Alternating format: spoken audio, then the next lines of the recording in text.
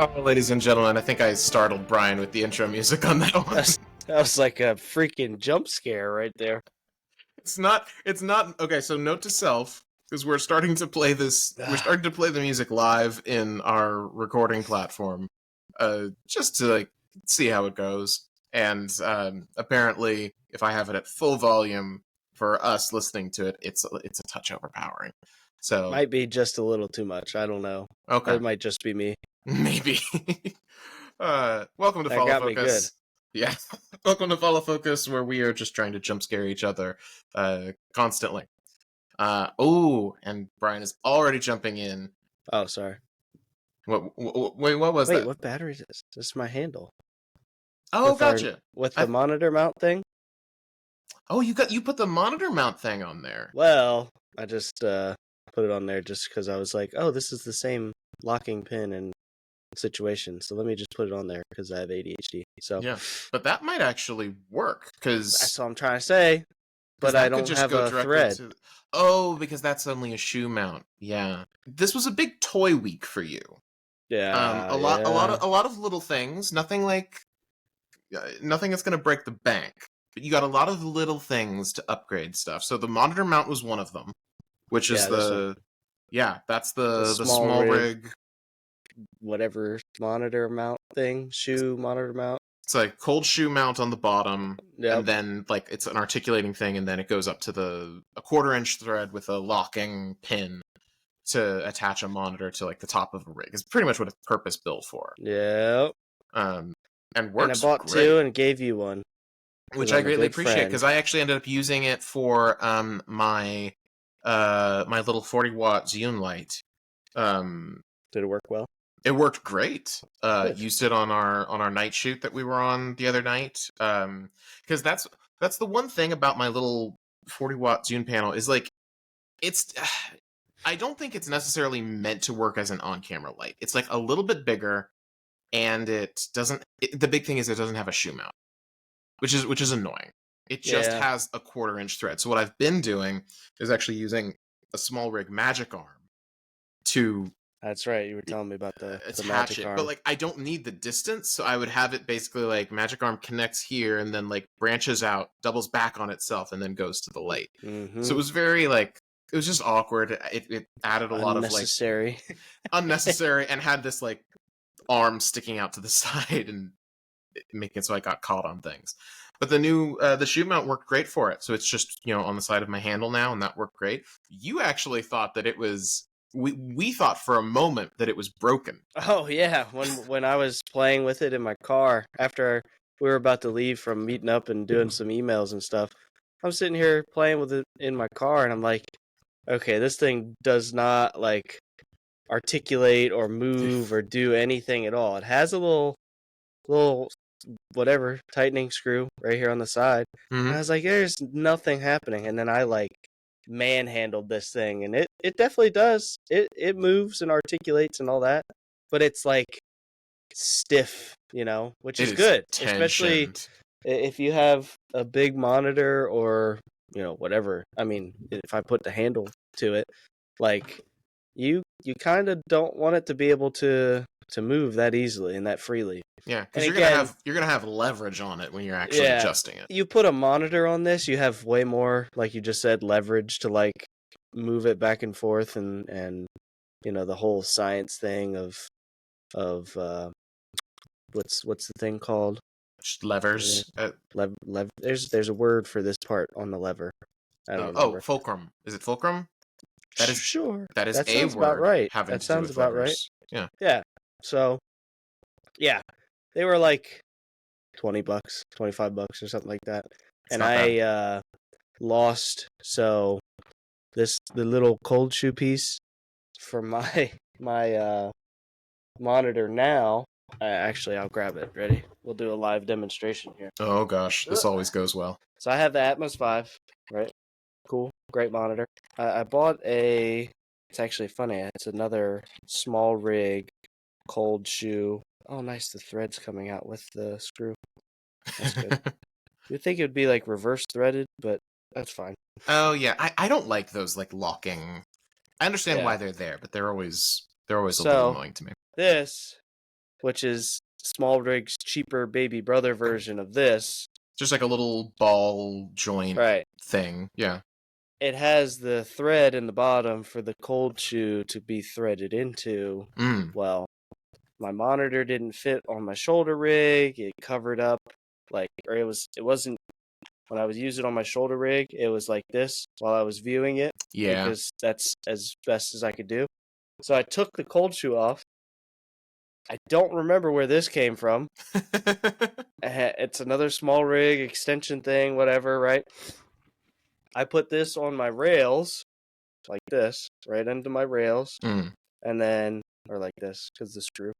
And then I unscrewed the cold shoe, screwed that onto there, and then screwed this onto here, and it gave me enough room to make it level. So I'm not looking at the screen like this, trying to shoot with my shoulder rig. It's that easy. All it takes is like 4 different adapters and... Right, exactly. So the whole reason I bought this one is because I can't find the cold shoe. And I didn't think about buying a new cold shoe. I just was like, oh, I'll buy a whole new thing. Yeah. Anyways. I mean, that's a lot more... It's more purpose-built. It's designed to hold the weight. Dude, I saw more about the Atmos phone. That's the Ninja phone thing. We talked about that like 2 weeks ago, yeah. Yeah, that's cool. That's really neat. That's legitimately cool. Like, oh gosh, you just knocked your microphone with that oh god. There you go, audio viewers and listeners. Oh jeez. Is that with scaring me with the intro? Yeah, that's fair. Is that with the cage? Or no? Oh, you haven't gotten the cage yet. Cage. Yeah, oh yeah, I have it. Oh, here he goes again. So, fun fact. I pulled a Cameron and I lost my monitor. I forgot where I put it down. Right? What does that mean? You pulled a Cameron because you can't remember where you put things. I didn't realize this was a thing that I was known for in your book. Yeah, it is now. The monitor was... I have another table over here that is like my... you know how everybody has a junk drawer in their kitchen? Well, that's my junk table for all my camera gear and extra accessories and things. Right. Well, the monitor was on the table face down, and my brain couldn't see it. So I got this whole setup and everything, and I just couldn't find my monitor when this was literally like right next to it because I put it on the table. Right. So yeah. But you've got a cage for the Atmos now, which is going to be... cage for the Atmos. We were talking a little bit. So this is an update on... I think this was just last episode. We were talking about the whole... Our, like, grand plan of, like, could we have an iPad that basically works as, like, kind of like an AC mobile command center thing with the Blackmagic app and potentially using the Orion app to use the iPad as an HDMI monitor. And we were like, this will totally work if both apps can work in split screen on the iPad. I tested that, and neither apps work in split screen on the iPad. Yeah, so unfortunately, the idea of the iPad being like an all-in-one control and monitor surface is a little bit dead. But yeah, we lost. we lost that, unfortunately. Any developers out there, or if anyone knows of any other apps that work, I don't think there are any other HDMI viewing apps or Blackmagic control apps. But if there are, or if anyone wants to, if the developers are watching, adding split screen control would be truly amazing. Really cool. Regardless, this cage for your Atmos really opens up some interesting possibilities because you have so many mounting points on the monitor now. So we were talking about, putting some side handles on it so you can carry it around, and then having like a phone grip attached to it for the control, the Bluetooth, with a Bluetooth app for the Blackmagic cameras, and then attaching like a little mini V-mount battery and an HDMI wireless receiver to the back of it. That then becomes your whole mobile AC thing, which potentially, like in theory, could work really well. Don't mind me, I'm just putting it together. Oh, I know. It's like an ASMR Can you hear it? Oh, absolutely, I can hear it. Okay, so I found a flaw. Is this the cage that you're installing? Yeah, actively? This is the cage. Yeah, sorry, I have a black shirt and everything's black. Should have thought of this. I don't know. Next time, no more black shirts. Okay. So I found a flaw, which is okay. We can work with this somehow. Mounting points are top, bottom, and right side. Nothing on the left? Left side is the clamp to hold the HDMI in. Oh, because that's where all the I/O is. Yeah. So you're thinking of like if we wanted like the double side by side. Yeah, like a double handle, but I guess you could, for now, like hold it with the HDMI coming through. Or even just like a single handle, because the thing can't be that heavy. And you would want a hand-free to like be adjusting things anyway. So there's potential. More development time is needed before we go to production. Well, I also have this too. What is that? It's another black thing in front of your black shirt. What is that? I don't exactly know how it goes on. Oh, is it like a Velcro cover thing? It's like a hood. Oh, that's right. You got the hood for it. I guess it goes like this. We don't read instructions, so never. Especially not before we go live on a podcast to talk about the thing. Well, sometimes I think our podcast is ADHD. It definitely is. It's a very nice little shade here. It looks nice. And that was a separate... Is that also small rig, or is that a separate... So, no, this is not small rig. None of this is small rig. This is called Andy Cine. Oh. Yeah, it was a cheap one. Well, good job, Andy. Yeah, Andy did well so far. I'm probably doing this really wrong, but here's the gist. Oh, that looks right. Yeah. It looks right, but it's totally not on here the right way. Yeah. Well, it looks good. That's all that matters. But that definitely will. That's like well big enough to cover the sun. Oh, like, absolutely. At any angle. My light isn't hitting it anywhere. Like I have to almost point it at the light for it to hit it. Yeah. So that thing's good size. Yeah. Anyways, new toy. Love it. Now, the biggest thing that you did though, which I honestly was somewhat nervous for you to do. Oh, the other thing. The big thing. I was not skeptical. Skeptical isn't the right word. I was nervous because I had heard of this thing before. It is a wonderful little device that involves taking your camera apart. So like I have now seen through an image that you texted me, I have seen the literal guts of your camera. I have seen the motherboard at the core of your Pocket 6K. Listen, I didn't film anything for it with the GoPro because I was like, if I mess this up, I don't want to be able to rewatch what I did. Well, and you need to focus on something. I was dialed in. So yeah. Before we go any further, we should explain what exactly this thing is. I don't want to call it a monstrosity, but it feels kind of monstrosity-ish. Okay, so we know that Brian just has the basic Blackmagic 6K OG, not the second version, not the Pro, not any of that fun stuff, right? Super lame. I get it. I got the Atmos when I had the S5. S5 had a fully articulating screen, flipped out, spun, did whatever, right? But it was like 2 inches, like a little tiny thing. So I got the Atmos, and then I could also record externally ProRes 420 or something like that, with the S5. Whole thing, right? With the Blackmagic, my OG 6K, the screen doesn't move. It's locked in, doesn't go anywhere. So I always have to have the monitor. Well, not always, but not always, majority of the time. Because like on the 6K Pro, the monitor has articulation, but it's only a vertical tilt.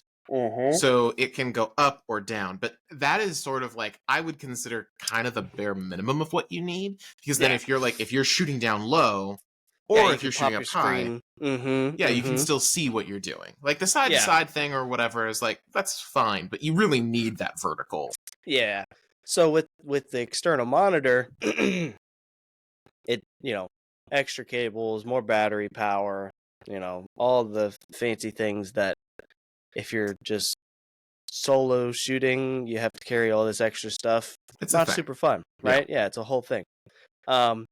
So I have seen this product.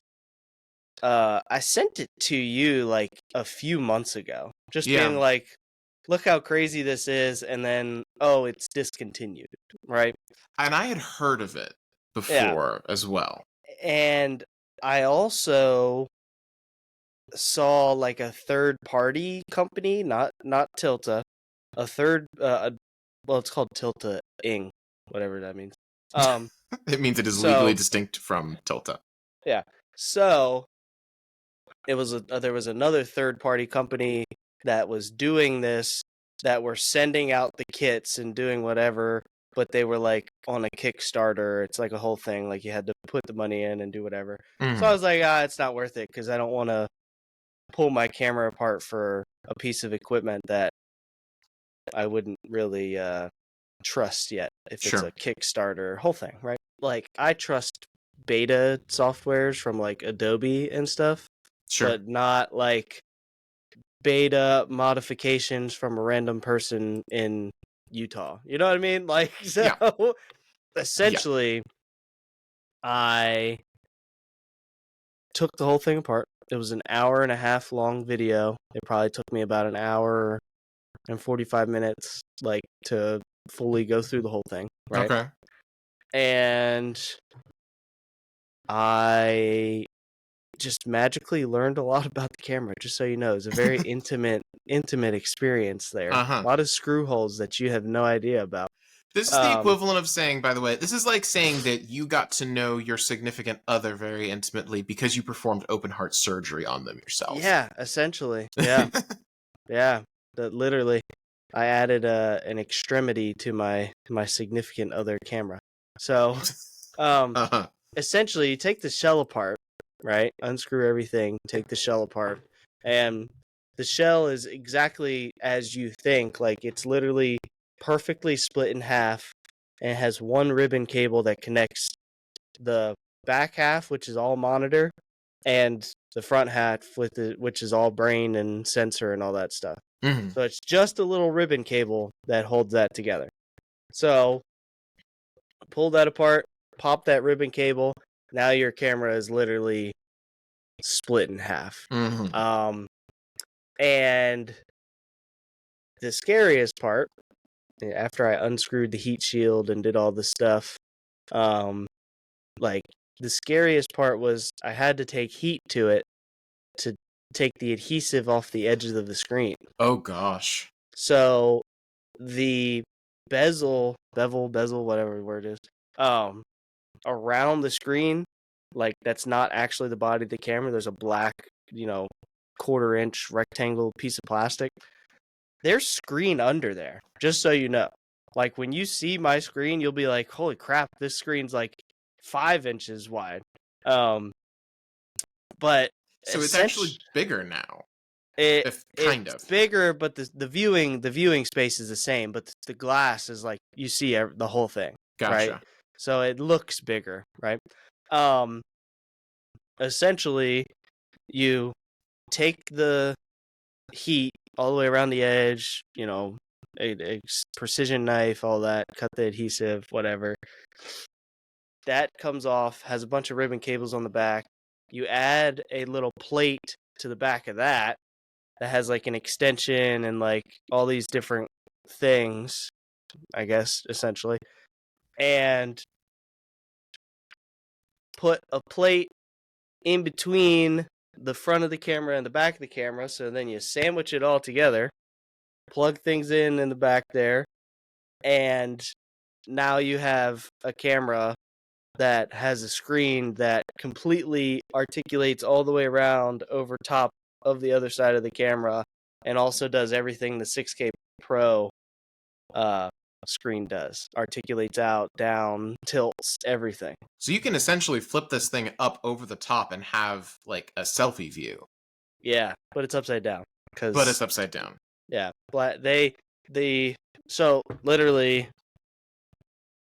so it is a Tilta screen, just so you know. but the sub logo is Tilta ing, like Tilta ing. It is like the Interesting. branding all over the place. So essentially, they thought that Blackmagic was going to pick them up and support completely altering your camera with third-party stuff and allow you to flip your screen upside down when it opens up. That was a very optimistic view. Very bold. Yeah. Very bold. Because you cannot do that, and this product is discontinued. Probably that was probably the fact that Blackmagic did not pick it up and support it is probably it's probably the reason. It's probably a decent reason of why that was the case. Yeah. To their credit, and to your credit, actually, I would say more so because thank you you didn't brick your camera. It worked. No, it worked. It works great. And the other thing that it adds, which is actually kind of cool, is that because you have this like well of space behind the screen now for like all the arms articulation, you have like a slot where you can plug in an M.2 drive. Yep. Yeah. So it has a whole cage and heat sink and everything. That's interesting. I mean, that's a cool idea. I didn't install, so it has like a little a bridge. So it has 2 male USB-Cs now. Like there's an additional USB-C port on my camera. Okay. And it's right next to the old one. It essentially, they send you a thing that you just push pin into it, and it's a bridge that bridges it over into another male USB-C that's behind the screen that their little M.2 SSD thing just slots into. I'm not using it because I don't have any M.2s to put in there. Yeah. But I mean it's an interesting idea. And like to your credit. And it's hidden behind the camera. I don't have to like that's pretty cool. They're behind the screen, so I wouldn't have to like mount it anywhere and do all that. So it is like super cool and beneficial if I didn't already have 3 SSD drives, USB-C SSD drives that I already have a mount for and all that kind of stuff.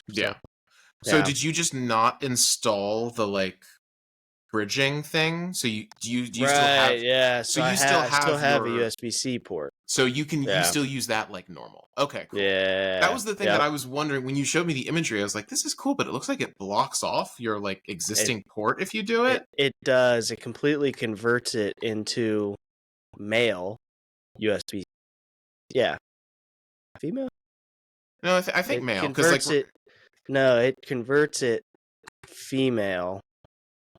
Male has the black pin, and then the one next to it has the black pin, and then inside is female, and then this is male. That's so weird. I don't know. It's very weird. When you were explaining this whole thing to me, I was like, this really sketches me out. Yep. And you didn't say anything about it, so I just went for it. Technically, I did say. I said maybe we wait until because we're like what a month out from maybe getting a Pyxis. Like maybe wait until you have that, just in case you brick your camera. I did say that.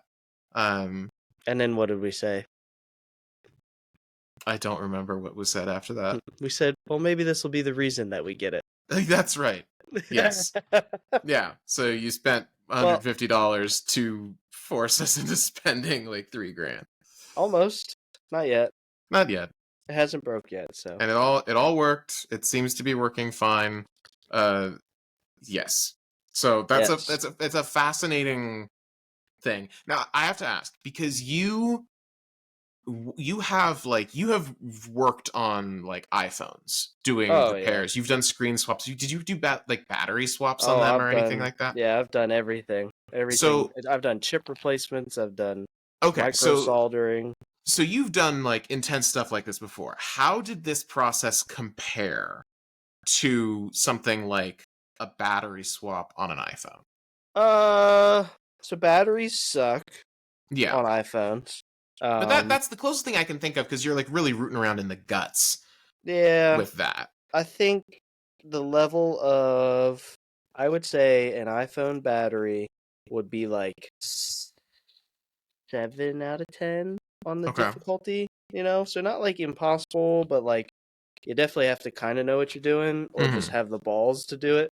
Um, but this was it was definitely easier. So purpledonutstudios.com, you can ship us your camera and we'll do it for you. Can't guarantee anything, so you're putting yourself at risk. But Didn't they say that they charge like you could ship your camera to them and have them install it for you? But it was like yeah, like $500. But that was like when it was sold by them and produced by them and like all that kind I of stuff. highly doubt you could even like pay them to Yeah, do it anymore. yeah, there's no way. There's no shot. So it was definitely there was the risk was higher, Hmm. right?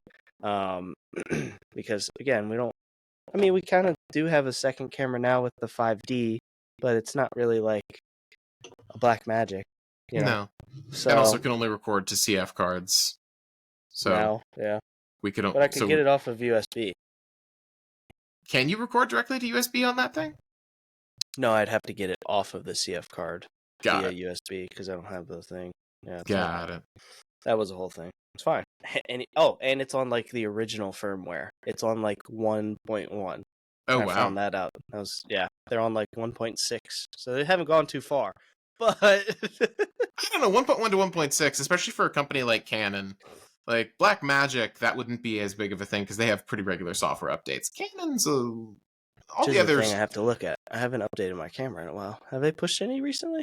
not that I've seen, because Oh, we okay. went to the beta version so that we can do like the webcam viewing for this and all that. And we saw a few other cool things we just kind of found, like the fact that they have an actual grid view for looking at your recorded clips now Oh, that's is so nice. so nice. Like that was So nice. the one thing about the Blackmagic that was used to be such an annoyance for me was if I wanted to check and like review my clips, I never figured out how to do that easily.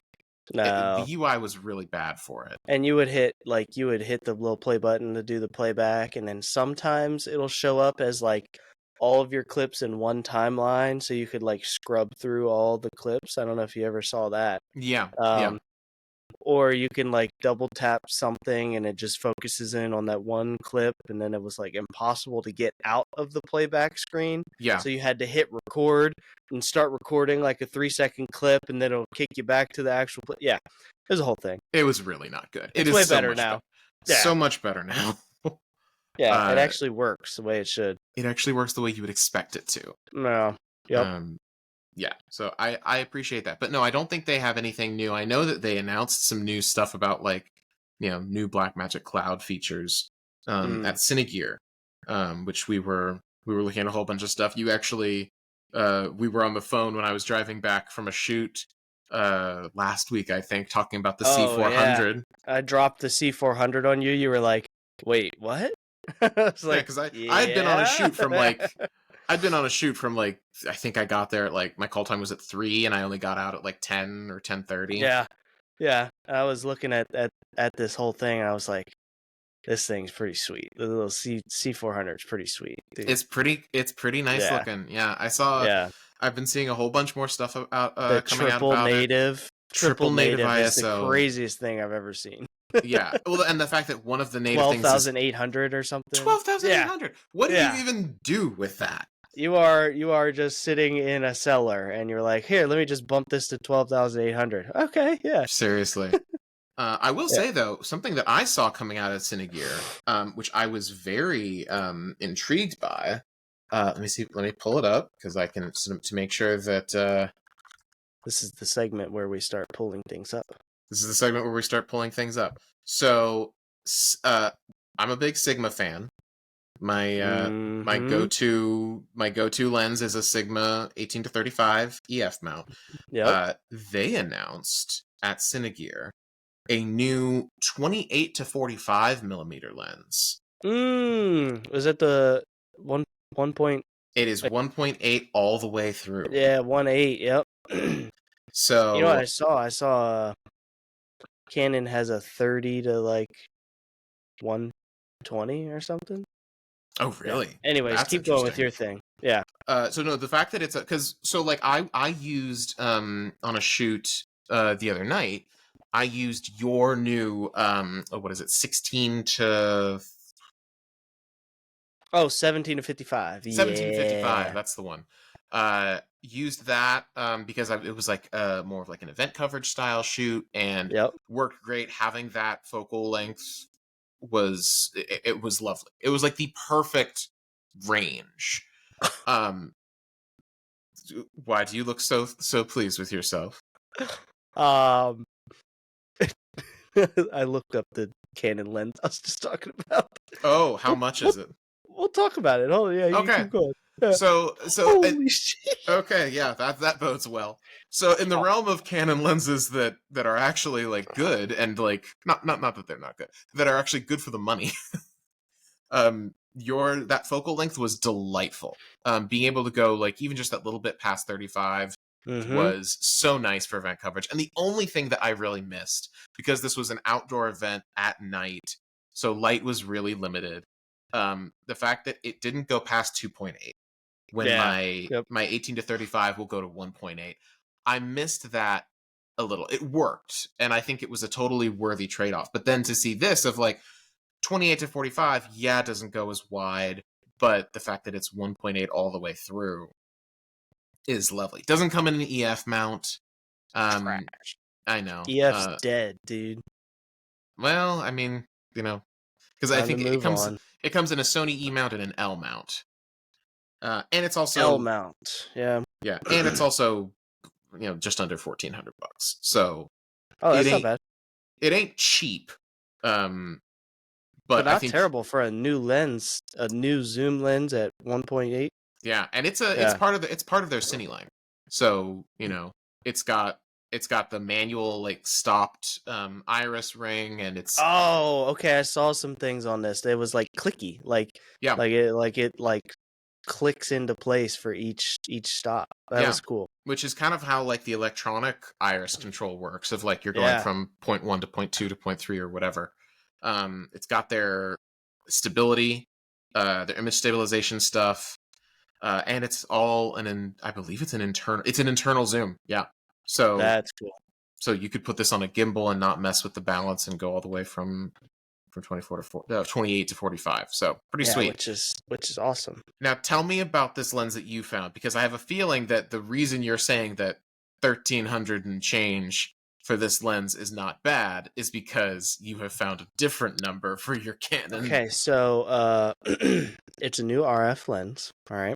Okay, it's RF. It's Got a it. 17 to 120. Okay, that's insane. Yeah. So it's 2.95 to 3.9. Okay, that's fine. So not terrible, right?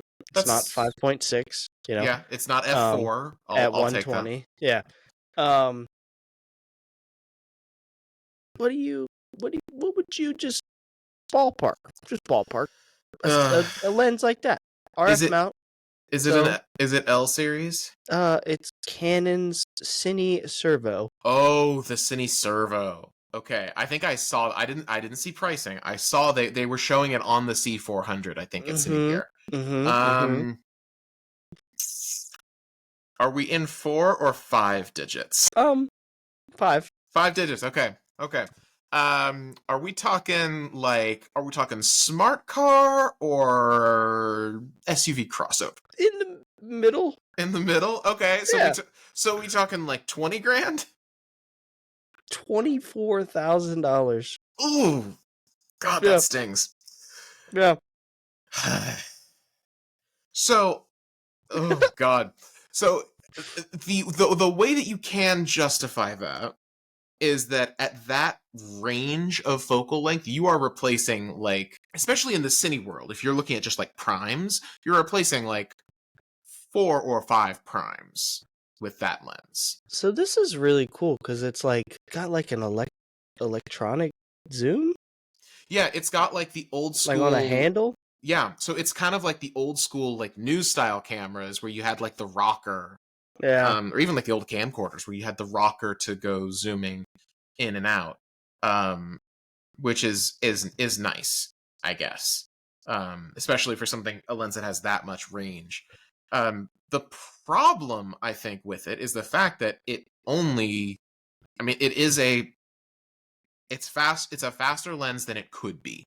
Um, like it could be for that range. It could be so much worse than what did you say? 2.9, 2.95? Yeah, 2.9 to 3 or 2.4 to 3.9, something like that. Okay, so it's pretty good, but when you consider, it's weird that it's part of their Cine line because people in that world, I think, would rather have a full set of primes that can go to 1.8, give them the depth of field that they're looking for.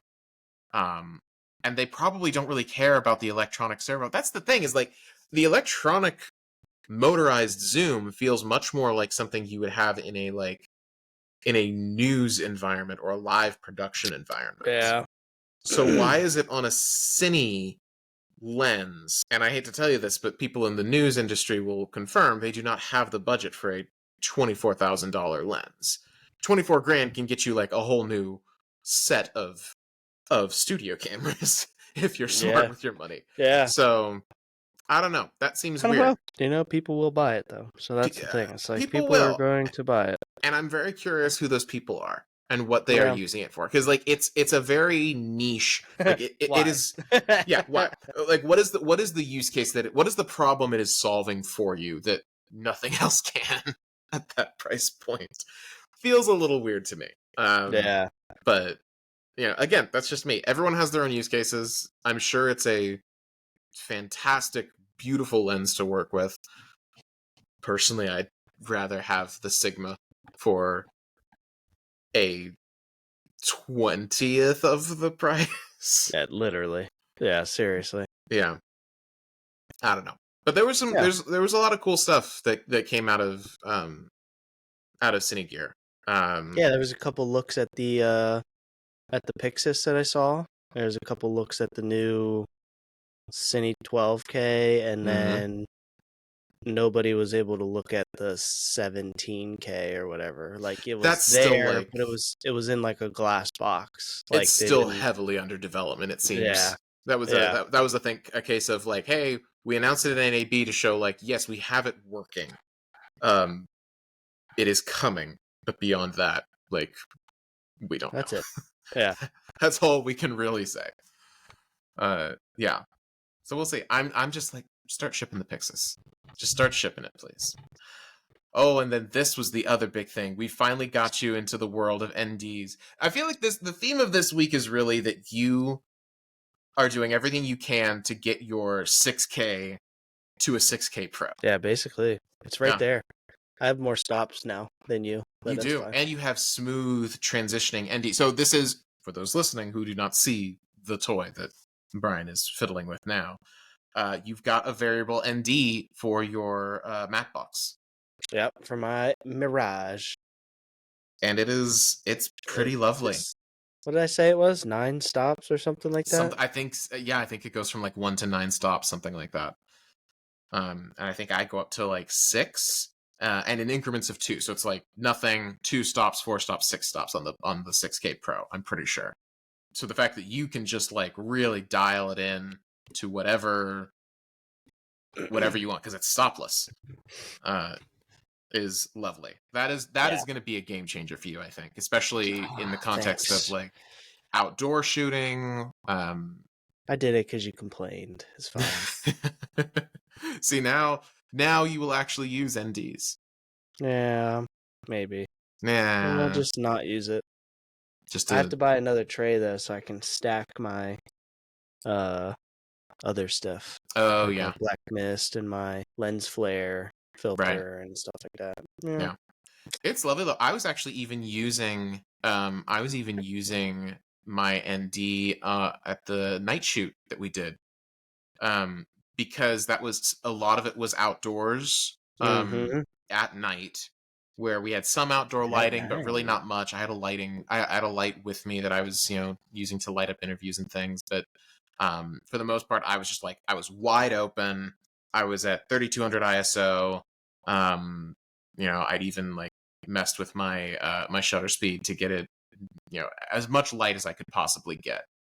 But then when I went inside, because some of the stuff I would sometimes jump inside for, rather than completely redo all of my settings, because inside was way brighter, and then have to redo them when I went back outside, I would just throw on a couple stops of ND, just so I could get a couple quick shots, and then when I went back outside, pull the ND off, done. Didn't have to think about it. Pretty nice. It's pretty great. And you just stay at the same settings all stay around. At the same ISO, yeah. Like, I mean, could I have... Actually, I don't even think it wasn't bright enough inside that I could have gone down to a 400 ISO. I still needed to be at 32. It's just kind of weird. Which is kind of weird, but you're... Going inside and shooting, having to shoot 32. Yeah, but like the lighting inside wasn't quite, you know... It's moody lighting in there. You've got a lot of like bright highlights because it's like an arcade setup. So you've got a lot of bright highlights, but the overall lighting is a lot moodier. So yeah, I usually have to be at 3200 when I shoot in there. Anyway. So, which is, I mean, it would be nice, like, you know, triple native ISO would be cool. I don't think that 12,000 whatever is really where I would put it. I would be much happier if it was like, if you had like a 400 native ISO and maybe something a little higher than 3200, say you had like a 4000 native ISO, and then you have like a 2000 native, something kind of in the middle, would be really nice. Yeah. I guess they were really trying to hammer down on low light, you know? Seriously. That's what they're working to solve there. Yeah, which, I mean... Because I think they were saying it's the first, like, true cinema box style camera with like a 12,800 or something like that. I could definitely see that. I think they're also saying it's the first one with a triple base ISO. Yeah. Which also believe, because I didn't even realize that was like possible. I told you it was triple native. You were like, triple? Yeah. Like, yeah, seriously. Really just did not make any sense to me. Yeah, I'm looking at some of their specs here, and it looks like the 12,800. God, there's no shorthand way of saying it. 12,800 is available when you're shooting Canon log or just raw. Yeah. For your other stuff, if you're shooting like other standard color ranges, your ISO actually changes. Your native ISO changes. So if you're shooting at BT709 wide, then your base ISO goes to, which actually I like this, your base ISO changes from 800, 3200, and 12,800 to 400, 1600, and 6400. Now you're not shooting at log when you're at those. So like I would still take log. But if you could shoot log at those numbers, 400, 1600, 6400, that feels like a nice sweet spot for me ISO wise. Those are all numbers that I would use. Versus quadruple your 12,800. I don't understand. I really don't understand what that is for. Also, it has built-in NDs that actually have... How many is this? 1, 2, 3, 4. They have 5 levels of internal NDs that go from... There's 0 stops, then you've got 2, 4, 6, 8, and 10 stops of neutral density.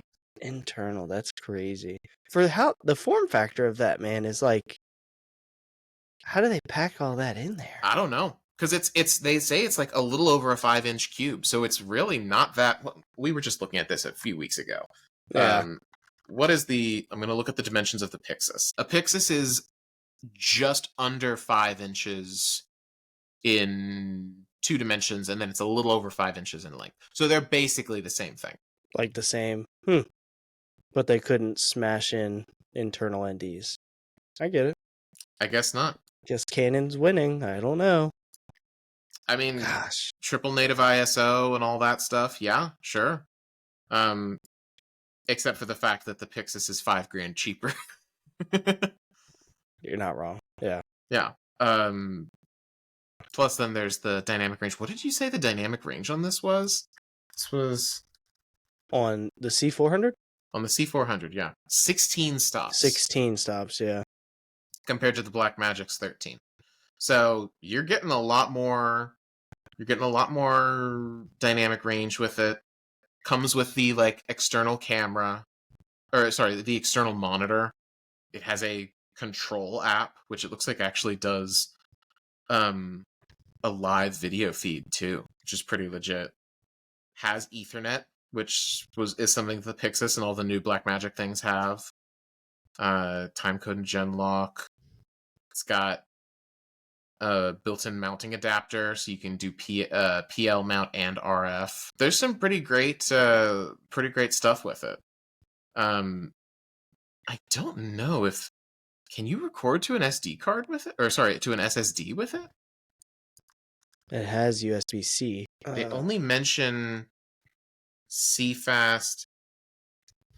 They say that the monitor connects through USB-C to the camera body. So I think you might be only able to record to SD cards and CFast cards, because I don't see any reference to recording through USB-C or to an SSD card. That's a limitation. That's a big limitation. I gotta be honest. Yeah, it doesn't say. It just shows the formats and codec. Oh, wait. Footage can only be recorded to CF Express Type B, while proxies are stored onto SD. Interesting. Oh, for Cinema Raw Lite. I don't know what that means. It's one of their codecs. Oh, okay. So that's kind of cool that you can do simultaneous full res and proxy recording. Proxy is nice, yeah. That saves you on workflow. So I guess that's the only limitation for that codec. But then the other ones you probably can record to either. Yeah. XFHEVCS and XFAVC and AVCS are the other two. It's a cool camera. It's a very cool camera. Of the stuff. Really neat. And we also got half bamboozled. I was searching for the Blackmagic 12K, and the 4.6K G2 price was coming up and all kinds of things. It was a whole thing. And then I realized, got very excited for a hot minute. I was like, oh snap, this thing's only $6,000. Okay. But I wasn't wrong. The regular Mini Pro, so the Ursa Mini Pro 12K is like $6K. Yeah. But you can find it for $4 in some places. Yeah. There's a lot of cool features, a lot of cool things with it. But it's only, what did I say? The native ISO was 800. 800. Yeah. Which isn't great. It's not great. And I think I've told you, like, I've cut footage off of that camera before, and I experienced a lot of noise in it. So now I did not shoot that footage, so that could have been a setting thing. But this was in like pretty ideal studio type situations, not in low light. So its low light performance is not going to be nearly what you would what we would experience with our pockets, and then by extension with the Pyxis, something with a 3200 option as a native. I feel like you're actually getting more bang for your buck with something like a Pyxis, or even with a 6K full frame. Granted, you said you can get the 12K for around $4, but like, let's say you're just looking at it at 6, base. Mm-hmm. You get 2 Pyxis cameras for that. So, it's, I don't know. It's something that we're still like weighing the options. It's tricky to really confirm, like, yes, we want to get a Pyxis, or no, we want to go for like an Ursa or whatever. When the Pyxis hasn't started shipping yet, no one's gotten their hands on it. Yeah. So I think once people start having hands-on, here's like our testing, here's what we can show, here's the images we can get out of it. That's when I think we're gonna feel like, yeah, we can say for sure, like, we're gonna go with the Pyxis, or we're gonna go for, like a secondhand mini Ursa or something like that. Which hopefully we'll be able to say yay or nay to that in the next couple of weeks. I know. Want something, kid. I know. We'll get you something soon. Don't worry. Oh. Okay. I've been dying. I know you have. It's been very amusing to watch. So, thank you. I want to wrap up with another edition of What We Learned This Week.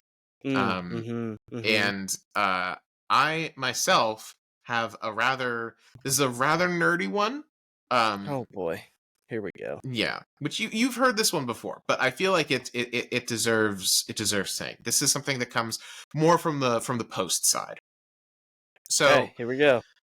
So what I discovered, or rather, I knew about it, but I hadn't done anything with it up until this past week, was how good of a format H.265 is for archiving.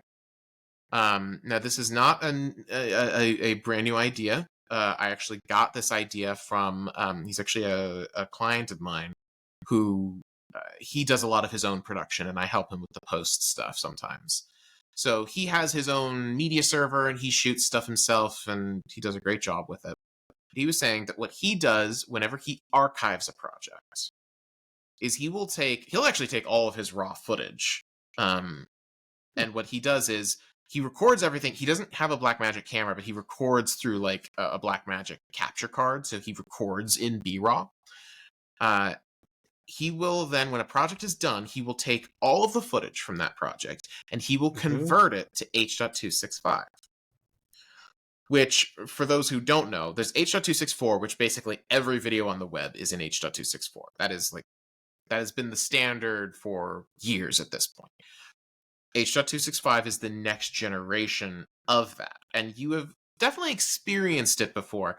If you have an iPhone, and you remember when they changed their record settings to what they call HEVC, or High Efficiency Video Codec, that's H.265. And they did that a while back before H.265 was supported by anything. Because I know I had to try to edit that stuff when people in my old job would send us stuff they recorded on their phones, and it's like, oh cool, this is an H.265 video. Premiere can't open it. Nothing can open it except QuickTime. So I would have to batch convert stuff in QuickTime. And I say batch, you can't batch convert in QuickTime, so it's one at a time converting. And it would take 3 times normal speed, 3 times real time to convert a single clip on a Mac Pro. It was so annoying. So I had a bad taste in my mouth about H.265 from a post standpoint. The benefit of H.265 is that for the same quality, visual quality when you're watching the file, if you go through H.265, you can basically cut your file size in half because the compression is so much better. So what this allows me to do is take all of these exports, which I'm not doing this for raw footage. We shoot too much stuff to be we're going to archive everything we ever shoot. No. Ain't that the truth? We physically cannot. It just doesn't make sense. But final exports of final projects, that we want to keep. I want to keep that forever. So I had been doing these things as H.264 exports. And as a result, I had something like 250 gigs of final exports lying around. By running those through H.265, suddenly I have reduced the size of our final exports archive by half, down to 100 gigs. Without any perceptive loss in quality. Yeah, it's insane. And the reason I wanted to keep that kind of low is A, it just keeps getting bigger. The more projects we do, the bigger that archive gets. B, I wanted to be able to have that backed up offsite in the cloud.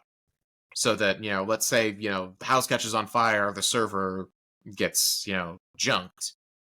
We don't lose all of the work we've ever done. Yeah. A lot easier to back that stuff up to the cloud if it's a smaller file size.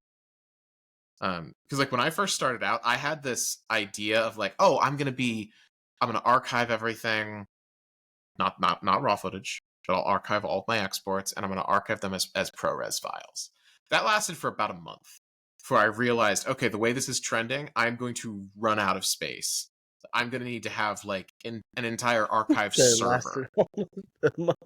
Yeah, because once you start exporting stuff and you realize how big ProRes files are when you have to keep them around forever, basically. Oh boy. It does not work. So big fan of H.265. That's my new thing.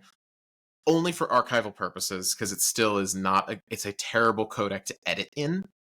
But yeah, that's my new archival process is H.265 videos, a clean version without graphics, and then a like dirty with everything baked in version. Mm-hmm. And then I will also do a WAV file with all of the audio tracks broken out, so that I can, like, if I need to, I can go back in later and like strip out just the dialogue or just the music to re-edit something. That's the main goal there. So that's my big thing that that was my new thing for this week, that I was like, cool, this is a big step up, and it's gonna future proof our stuff quite a bit. So I'm very happy about that. That's something that I need to go through with my little archive system that I got going on here, because I'm back to like 11 of my 12 terabytes being full on my archive drive. It's fine, but I think it's because, remember, I did my spring cleaning, I got it down to like 4 terabytes or something like that. Mm-hmm. And then we just started shooting a lot more, and I was like, oh yeah, well, that was before they had the M.2 system that you hooked me up with. Right. So I was literally, everything was living on the archive drive. So I just haven't sat down and went through the whole process of like converting and doing this and spring cleaning it again. But well, and then you can, the cool thing is that because all this stuff lives in the cloud, you can just add your stuff to the cloud. Yep, exactly. Get it off your local system entirely. That was a good note. So mine is like 10 seconds long, right? This is you talking. It's not going to be 10 seconds. All right, go ahead. 25 seconds. So, we got the 5D. 5D batteries work with my version of the 6K, right? Right. And I've never used a battery in the 6K. One, I was using it earlier because I thought it was going to last longer. It didn't last very long. So like a half hour, maybe. Yeah, good to know. Not recording, so good to know that it's trash. Anyways, because they're the older batteries too. Because the 6K, they are, because we discovered the 6K Pro and the second gen 6K use a higher capacity battery. Yeah. Yep. And mine's just trash. It's fine.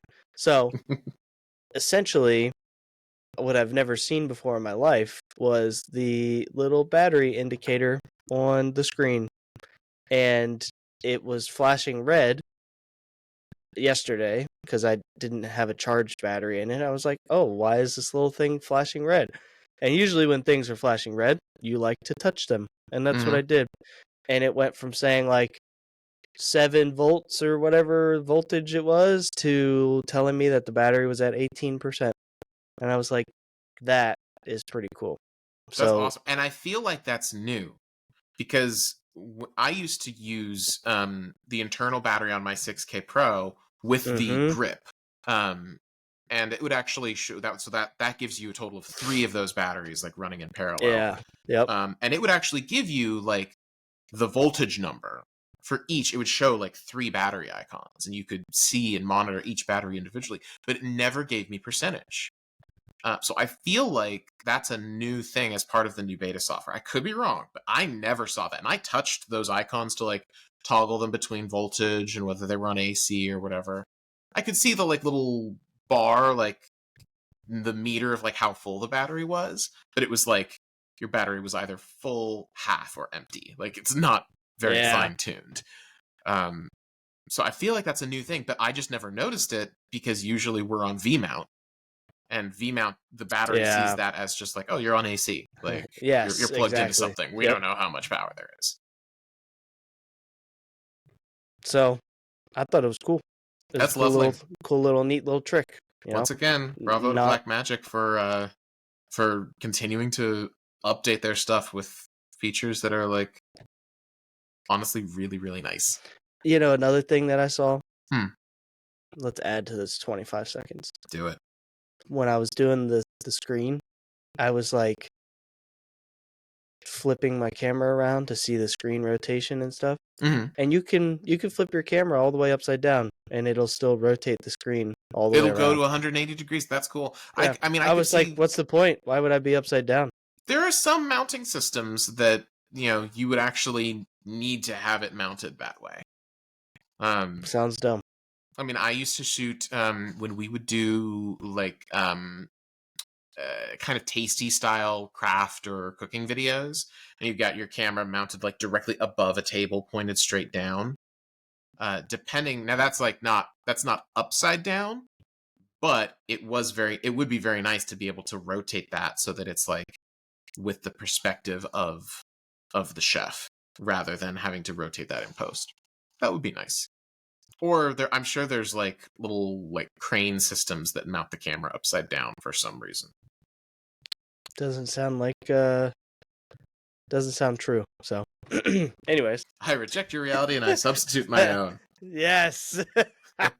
That's a good reference. That's a great reference. All right. Well, I think with that, we're going to call it good for today. Brian's going to get back to playing with his new toys. Listen, I have to build a rig now with I just have all these new things laying around. I haven't built it out yet. So it's just sitting here burning a hole in my desk. There you go. Well, have fun with all of your new adapters and Velcro pieces and whatnot. We'll be back next week. Who knows what'll have happened by then? We're actually recording this literal hours before Apple's WWDC conference, which I'm very excited about. We'll see what happens. What's going to happen there? Yeah. Maybe nothing to do with video, but that being said, iPhone video is still video, so we'll see. I will probably be nerding out about that for the next week. So, Brian, get ready for me to be geeking out. I believe that. Yeah. Well, thank you guys so much for listening, watching, however you're enjoying this podcast. Subscribe on iTunes and Spotify. Check us out on YouTube. We'll see you next time. Bye. Bye.